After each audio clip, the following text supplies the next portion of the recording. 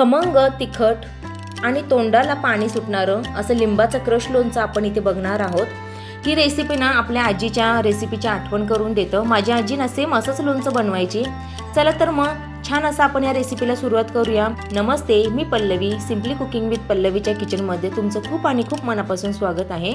इथे ना आता आपल्याला लोणचं करण्यासाठी ना मी इथे 7 ते 8 आहेत ना ही लिंब घेतलेली आहेत. छान अशी पिकलेली आहेत. ही गावची लिंब आहेत आणि भरपूर होती म्हणून म्हटलं त्याचं काही मला गोड लोणचं करायचं आहे आणि खूप छान लागतं. दरवेळेस मी करते ते, म्हणूनच म्हटलं ही रेसिपी आता करताना तुमच्याबरोबर शेअर करावी.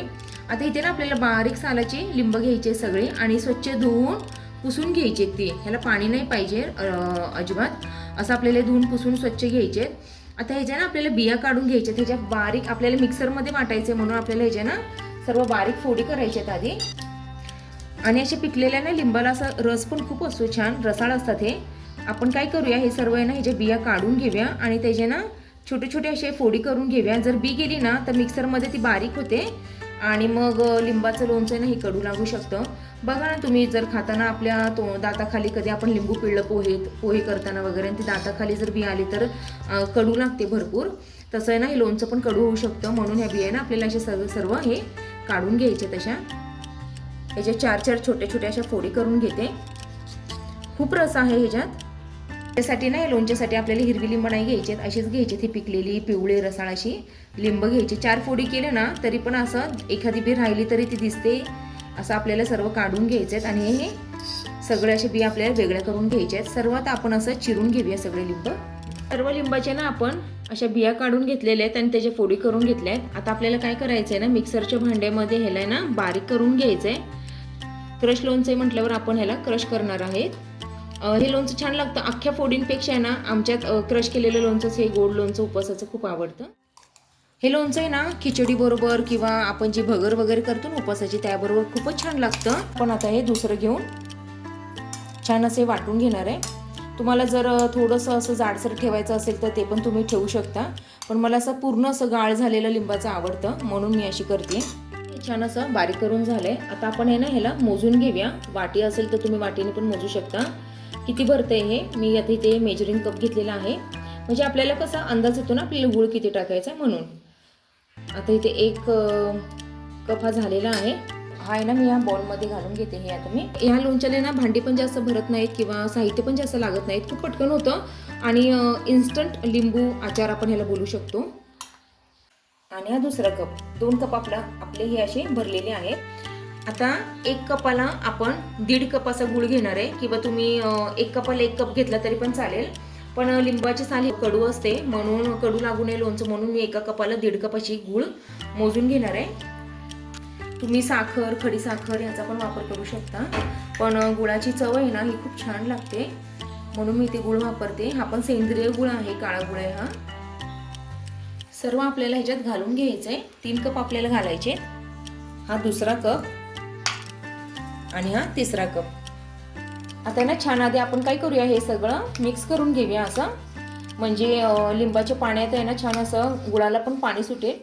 आता ना आपल्याला ह्यामध्ये ना बेडगी मिरची पावडर घालायची आहे, का तर छान असा कलर यावा म्हणून. आणि काळं मीठ घातलंय. तुमच्याकडे जर साधं मीठ असेल किंवा जे पण तुम्ही खाता मीठ ते घातलं ना तरी पण चालेल. इथे मी काळं मीठ घालते. छान चवीला लागतं, खट्टा मिठाचं लागतं हे. आणि जर उपवासाला जर तुमच्याकडे जिरं खात असेल तर तुम्ही जिरं पावडर टाकू शकता किंवा जिरं घालू शकता. आता ह्यात आहे ना मी काळे तीळ घालून घेते. ह्याने काही फरक नाही एवढा पडत, पण दिसायला छान दिसतं असं लोणचं म्हणून मी घालून घेते. आणि दाताखाली आलं ना ते छान असं त्याची चव लागते म्हणून घालून घेते. छान असं मिक्स करूया सगळं. आणि जर तुम्हाला टाईम असेल किंवा इन्स्टंट नसेल करायचं तर आहे ना आता हे मिक्स करून आपल्याला काचेच्या जारमध्ये भरून हे उन्हात ठेवावं लागतं जवळजवळ 8-10 दिवस. छान असं ते नॅचरली मुरतं आणि खायला तयार होतं. पण आपल्याला इन्स्टंट करायचं आहे, लवकरही खायचं आहे म्हणून हे मी असं आता ह्याला शिजवून घेणार आहे. ही पुढची प्रोसेस म्हणजे आता ह्याला मी शिजवून घेणार आहे. आता आपल्याला काय करायचं आहे ना, हा गूळ वितळेपर्यंत आहे ना एक अर्धा तास ह्याला आपल्याला झाकून ठेवायचे साईडला आणि अर्धा तासाने आपल्याला हे शिजवायचं आहे. त्यात हे सर्व मिश्रण आपल्याला घालून घ्यायचं आहे. आता ना आपल्याला छान असं आहे ना या गुळाचा आहे ना थोडासा आहे ना पाक करून घ्यायचा आहे आपल्याला, म्हणजे हे मिश्रण आता घट्ट होईपर्यंत ना आपल्याला हे शिजवायचं आहे. असं आपलं हे इन्स्टंट छान असं लोणचं तयार होतं. मग एकसारखं आपल्याला असं हे हलवत राहायचं आहे, म्हणजे ह्याच्यातला गुळ आहे ना हा वितळायला चालू होतो.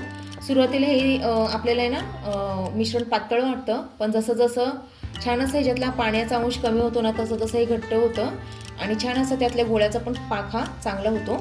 टिकण्यासाठी आपल्याला ना हे छान असं घट्ट करून घ्यावं लागतं थोडं मिश्रण, म्हणजे ते जास्त दिवस टिकतं.